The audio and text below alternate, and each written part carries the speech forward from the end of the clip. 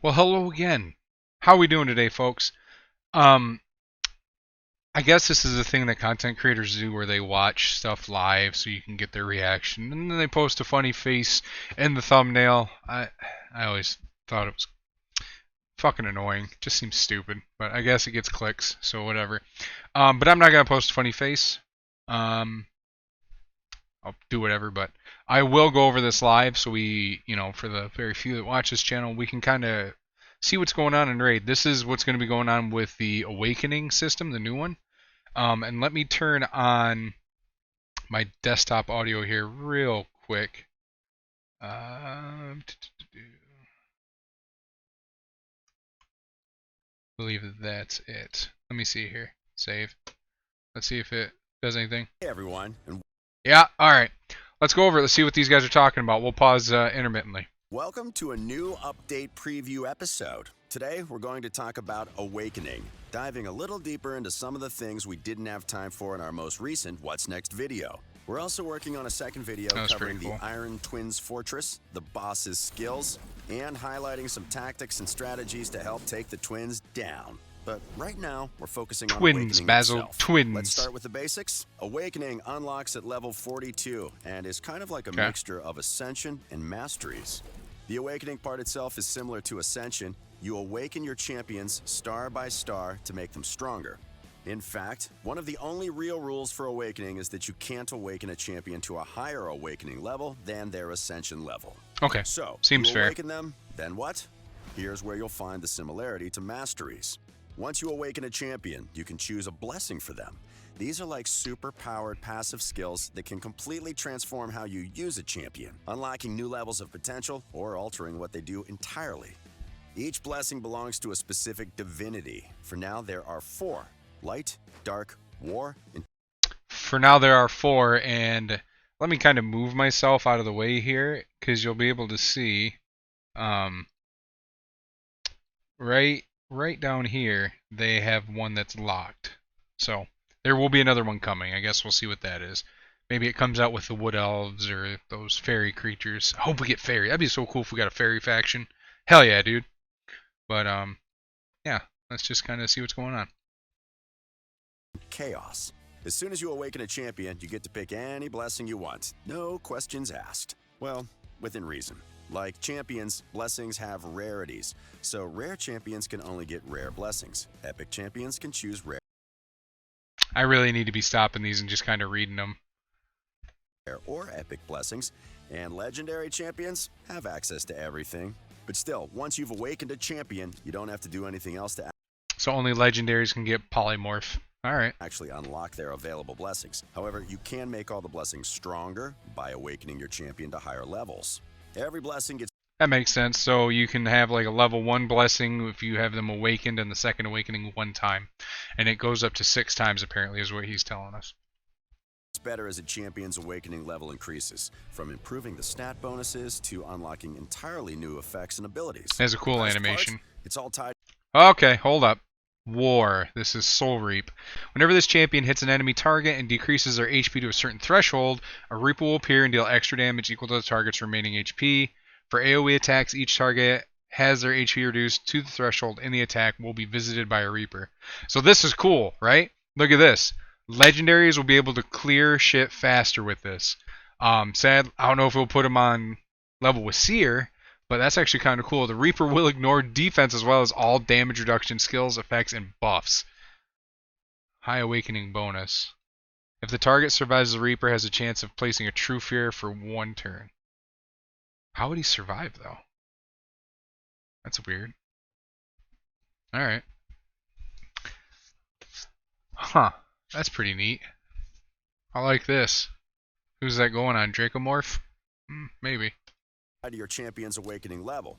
You don't have to upgrade each blessing individually. If you have a champion at level 5 of awakening, they'll get the level 5 benefits of any blessing they choose. What's this one? Carapace? Okay. Oh, wow.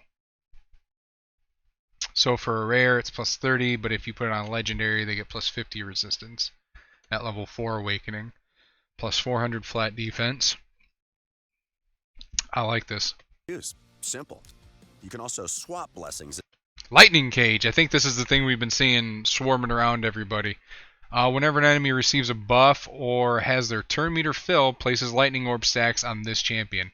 When activated, a lightning orb stack randomly protects one other active buff from being removed, stolen, or transferred. After activation, the lightning orb stack disappears. A champion can have a maximum of 3 lightning orbs. So they can say there's a chance of saving 3 buffs. Every champion with 3 lightning orb stacks hits an enemy target and inflicts bonus damage to them based on their max HP. Bonus damage can occur on each hit of a skill, but does not count as an extra hit. After the bonus damage is applied, all active lightning orb stacks are removed. Interesting. At any time. Just like Masteries, the first change is completely free, but after that, it's going to cost you some gems. You can change to any blessing available from any divinity, but pause. Let's look at that. I think it was 300 for legendary. Yeah. So, 300 for that one. You can also swap blessings at any time. Just like Masteries, the first change is completely free, but after that, it's going to cost you some gems. You can. Okay. All right, so it looks like 300 for, I assume this is like for 3-star, right? Because in the next one we see there's a 200 one. Available from any divinity. Yeah. Well, that's for 3-star as well. That's weird. I wonder how they figure that out. But switching blessings within the same divinity will be slightly cheaper than changing their divinity entirely. Now, let's have a look at some of the blessings themselves. Ward of the Fallen. Start each round with a number of bone armor stacks. Each bone armor stack decreases the damage the recipient receives from a single hit, then disappears. A champion can have a maximum of 3 bone armor stacks at one time. High Awakening bonus. Deals bonus damage to each enemy hit by this champion. The number of times bonus damage is inflicted on each enemy target is equal to the number of dead allies. This is just going on Candrafon. You're going to go Dark, Ward of the Fallen for Candrafon. Bonus damage is proportional to this champion's attack. Adds 1 bone armor stack for each instance of bonus damage inflicted. Nice. Starting with one of our coolest blessings. Polymorph. That's kind of cool. Has a chance of placing a sheep debuff. Sheep. For 2 turns, whenever they place debuffs on this champion or remove or steal buffs from them, this debuff cannot be blocked, resisted, as well as placed on a boss. Ah, darn. That'd been funny to see like a Hydra head and it's just a sheep. Like just a sheep at the end of the neck. Who knows? But whenever the sheep debuff expires, the sheep is defeated, the affected champion will return to battle with 50% HP. You hit somebody that's like an Ursuga with a polymorph ability, and then she turns into half of what she is. Yeah, that's cool. Blessings, Polymorph. This is a legendary blessing from the Chaos Divinity, and it does deliver on the Chaos front. Whenever any enemy places a debuff on a champion with this blessing, or steals or removes one of their buffs, there's a chance they'll receive a little debuff themselves. Only it's not a normal debuff, like an attack or defense decrease. They're going to get turned into a sheep and lose access to every single one of their skills. There's only a 5% chance of this happening at level 1, but if your champion is fully awakened all the way to level 6, you're going to have a 20% chance of turning potentially any champion into a sheep. So the only thing I don't like about this awakening stuff and all this RNG is because if you want to do RTA, which is, or not RTA, is it? Yeah, real-time arena, RTA. It's all RNG. You know, we have the bolster set that we got from the Forge Pass. We have the reaction gear, the accessories that turn criticals into weak hits. And those are 5 each, right? And then the bolster set has the shield that cannot be removed or stolen or anything. You have to just wait it out for 3 turns or deal enough damage to make it go away. And now we have this polymorph ability. This is the only stuff I don't like. It's fun. Don't get me wrong, it's fun. But this is really, I don't know how they're going to do this arena stuff that they've been talking about for a while. You know what I mean? They're like, oh yeah, no, we'll do arena. We're going to do arena. And then you just kind of sit there and go, okay, what are we going to do in arena? This is a year of arena, but it got pushed back because of the war. And now we're just kind of like, well, I think the next logical step for this game is RTA, which a lot of players want. It's also going to be a whale fest, but that's fine. You know, you want to pay, you got to play. You want to play, you got to pay to be with the big boys. But also it's just all RNG. So what makes this fun? I don't know. It seems like there's no strategy into it. You just make your champions a go second team and do all the dirtiest shit you can do to the other team so that when they go before you, you fuck them over big time. That's all I'm saying. Sheep for 2 turns. And if you're wondering what life as a sheep is like, well, any champ that's been sheepified will only be able to use a single sheep skill. They'll charge forward, attack one enemy, and that's it. But they're a sheep. Funny. So herd I mentality like the comes bad into that it play. does. Whenever one sheep attacks, all the others will join the herd and attack too. Getting turned into a sheep can basically take a champion out of the game for 2 whole turns. But it's not all bad. Every time you attack as a sheep, there's a 50% chance of removing the debuff and getting turned back into champion form again. And whenever you get rid of the sheep debuff, whether it expires or you lose all your HP as a sheep, you'll return to champion form at 50% HP, no matter how much HP you had before you got sheeped. It's a fun blessing, an even more fun debuff, and we can't wait to see what you do with it.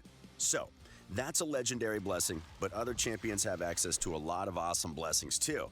Survival Instinct is a rare blessing from They just showed that. So you can just you can have like a spider tank and he just fucking polymorphs all the spider legs. That's great. the Chaos Divinity that can really turn a situation on its head. Partially fills his champion's turn meter whenever a debuff is placed, spread or transferred onto them. Occurs once per enemy turn. Gives them 6,000 hit points, plus 25% crit damage, and plus 10 speed. It looks like you get that from unlocking all of this. Huh. When an enemy uses a skill that places, spreads, or transfers a debuff onto a champion with this blessing, it's going to boost that champion's turn meter. It's an amazing blessing to make your champions interrupt your opponent's turn order and ruin their day. And here's another one. Carapace decreases the More RNG, folks. damage a champion takes while under a bunch of crowd control debuffs like stun, freeze, fear, or even petrification. On top of that, it also provides some sizable boosts to the champion's HP, resistance, and speed. Yeah, so instead of nerfing Ice Golem, they essentially pseudo-nerf Ice Golem by giving us these blessings that help us more tanky to Ice Golem. That's what's showing in the background here. Making them far better equipped to make it through enemy stun locks in the arena or in those tough boss battles. And remember, these last 2 blessings are rare, so it's not just the top tier champions that will be getting Show me serious Brimstone. benefits from blessings. All right, we've taken a detailed look at 3 blessings from the Chaos Divinity, but let's quickly highlight a few blessings from the other divinities too, starting with the War Divinity. Yeah. Life Harvest increases the chance. Destroys a portion of revived enemies' max HP whenever they are revived. Whenever enemies are revived, partially fills the champion's turn meter for each enemy revived. Interesting. Champion's turn meter whenever an enemy is revived and destroys a portion of that enemy's max HP for good measure, making them weaker every time. Chainbreaker helps champions break free from. Champion's turn has a chance of removing those debuffs. No sheep debuff cannot be. Oh yeah, I had the yellow outline. 3 turn cooldown. Whenever this champion is hit by an enemy while under any of the debuffs mentioned above, has a chance of partially filling their turn meter. Once a hit, not bad. Commanding presence boosts your team's. Sanctions your team's aura. If multiple champions on the same team have commanding presence, only one will work. If the champion has the same team have both the intimidating presence and commanding presence blessings, only intimidating presence will work. That's interesting. Aura, and Hero's Soul boosts a champion's damage against bosses, according to the number of enemies in battle. It'll be huge for the Spider's Den. Next up, Light Divinity, the Do-Gooders. The Lightning Cage blessing protects your buffs and boosts your damage with lightning balls. Heaven Cast makes your default skill ignore Debuffs placed by this champion default skill will ignore a percentage of the target's resistance. That's pretty cool. some of your enemy's resistance, which is great for those with key debuffs on their. So this is just crazy because what I'm seeing here is with Full Awakening, it looks like everyone's getting more speed when they do this. Or it just looks like everybody gets plus 10 speed anytime this stuff's put on. It's just kind of crazy. Their first skill. And here's one of my favorites. Miracle Heal helps. Has a chance of restoring a portion of any destroyed HP whenever this champion heals themselves or an ally. The amount of HP restored is equal to a percentage of the heal. I like this. Fuck that head of decay. I don't give a shit if it's rare. Putting it on people. Recover some destroyed HP whenever the Blessed Champion heals. Excellent for bringing into Hydra battles. Yep. And finally, the Dark Divinity. As you'd expect, they're not manipulating rainbows. Take Ward of the Fallen. It gives you special bone armor to protect you from attacks. Then That guy just said bone armor in the weirdest fucking way. gives you more as your allies perish around you. At the I gotta give it to Raid. Every time we talk about this, their effects are just, they're superb. highest level, you'll even summon undead skeletons to charge at your enemies. Oh, dude, Skellyman? It's awesome. The Lethal Dose Blessing then increases Oh, in the arena. Increases the damage enemies receive from poison debuffs placed by this champion in the arena. Will ignore 35% of each target's resistance when placing poison debuffs on enemy champions in the arena. Poison is not very good in arena. I don't know why this is a thing. If you just removed in the arena from each of these, this whole thing would just be superb. Theodores would just be crushing bosses in like 15 seconds. the damage you deal from poison debuffs in the arena and ignore some of the enemy's resistance while you're at it.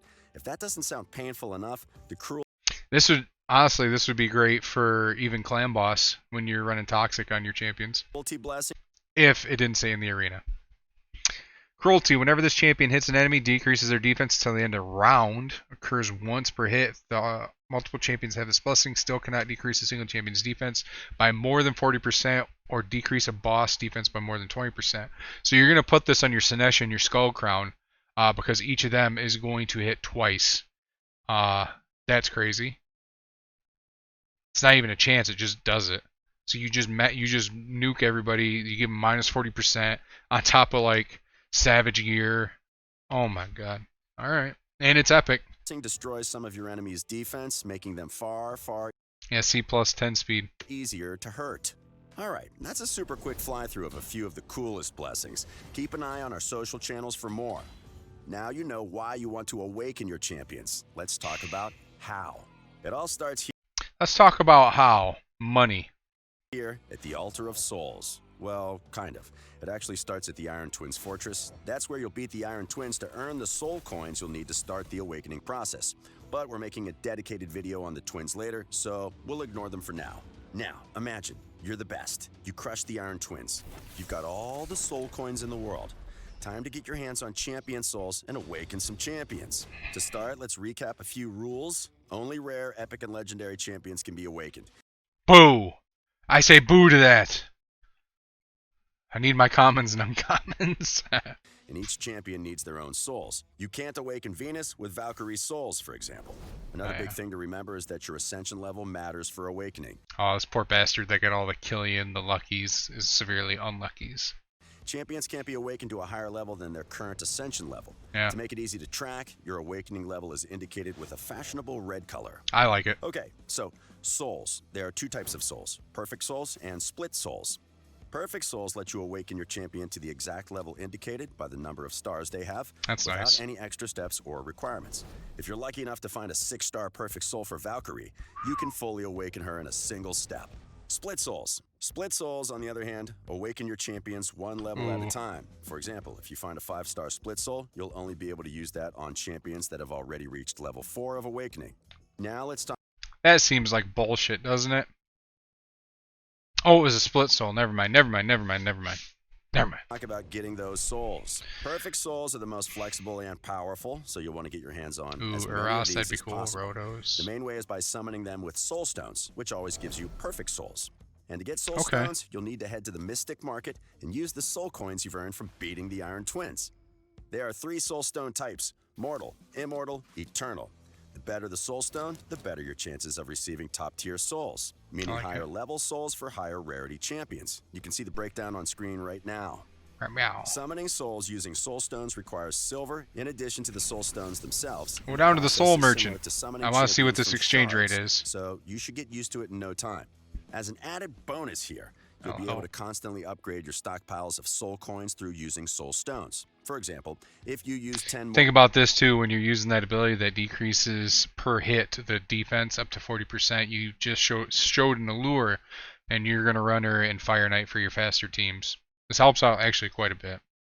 Immortal Soul Stones, you'll receive 200 Immortal Soul Coins. You can also get some Eternal Soul Coins by using Immortal Soul Stones. Okay. It's a nice, easy ladder that means you can get Yeah. high-tier Soul Stones. This is very nice. This is very friendly. Just for this part. Summoning souls. But that's not all. As you know, there are hundreds of champions in Raid, and getting the right soul for the right champion sounds like it could take a while. So we've got something to help speed that process up. Introducing the wish list. You'll get to choose 9 champions to add to your list. This is nice too. I wish you could do this when you summon regular shards. A lot of other gachas have it, Raid doesn't, and Raid's never going to have it. But for this, they have it, which is also nice. Then your odds of summoning perfect souls for those champions from Soul Stones will be doubled. Simple, no strings attached. So that covers perfect souls, but what about split souls? You can get split souls from the Soul Merchant. Instead of using Soul Stones, you'll be exchanging Soul Essence. You can either find Soul Essence by raiding the Iron Twins Fortress or by buying it with Soul Coins. Fortunately, the advantage of the Soul Merchant is that you get to pick and choose which souls you want. The merchant... Damn, that's nice. Nice. Has souls of every level and rarity, but the merchant's stock changes all the time. You'll need to stop by regularly and see what's in stock. To make it even more appealing, the merchant likes to make sure they have what you're looking for, so you'll never get Look at that Tila Gourmet. No. a split soul that's of a lower level than what you need. For example, if you have a Valkyrie at level 3 of Awakening, the next split soul you see for Valkyrie will be level 4. And if a champion hasn't been awakened at all, you might even see a few level 1 perfect souls as well. Bottom line, when it comes to the Soul Merchant, make sure you check in regularly to catch the souls you need. Refresh in 4 hours, 52 minutes. What are you thinking, folks? Every 5 or 6 hours you think that's going to refresh? Those are all the ways to get souls, but once you have them, you'll need to know where to access them. This one's easy. Head to your soul collection. It functions pretty much the same as your champions collection, where you can expand it if you need more slots. Oh, and one big thing to remember. You can always sell any souls you don't want to get some more soul coins. This way. That's nice. That's actually great. I was wondering if this was.